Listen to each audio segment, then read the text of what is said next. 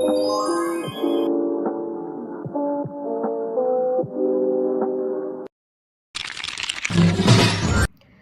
guys, assalamualaikum warahmatullahi wabarakatuh. Perkenalkan, nama saya Cindy Martika M. Nur, biasanya dipanggil Cindy, dengan NPM 073523119195. Di sini saya akan melakukan responsi dari aspek saya tentang prosedur dan fungsi. Jadi yang pertama, jelaskan apa itu prosedur.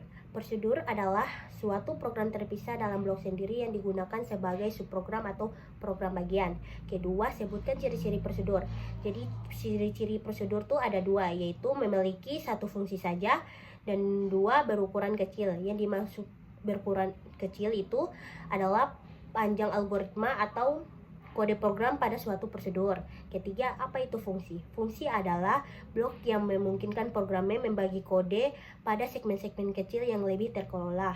Keempat, sebutkan ciri-ciri dari fungsi. Jadi ciri-ciri fungsi itu mengambilkan nilai, memiliki nama, dan menerima parameter atau opsional.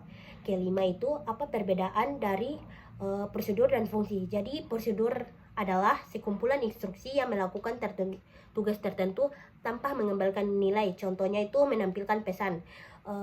Sedangkan fungsi itu adalah sekumpulan instruksi yang melakukan tugas dan mengembalikan nilai.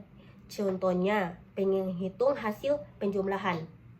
Yang keenam itu saya akan menjelaskan ke video berikutnya. Ini adalah program fungsi dari penjumlahan. Jadi void menandakan bahwa prosedur penjumlahan tidak mengembalikan nilai.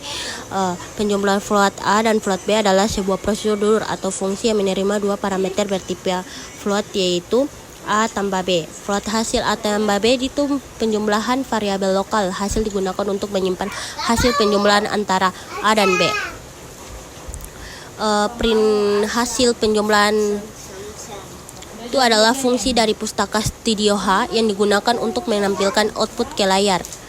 Formatting string digunakan untuk menandakan bahwa program berakhir dengan sukses.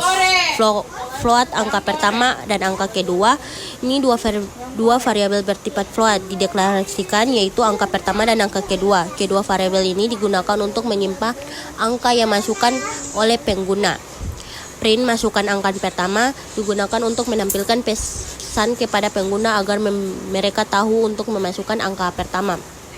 Selanjutnya, fungsi masukkan angka kedua digunakan lagi untuk memantap pengguna memasukkan angka kedua. Scan itu digunakan untuk membaca input angka kedua dan menyimpan dalam variabel kedua. Returan 0 menunjukkan bahwa fungsi main mengakhiri eksekusinya dengan sukses. Jadi outputnya memasukkan angka pertama adalah 5. Kemudian program meminta pengguna untuk memasukkan angka kedua, misalnya 15. Program menghitung hasil penjumlahan kedua angka tersebut menjadi 5 tambah 15. Akhirnya hasil penjumlahan tersebut ditampilkan dengan dua angka desimal, yaitu 20.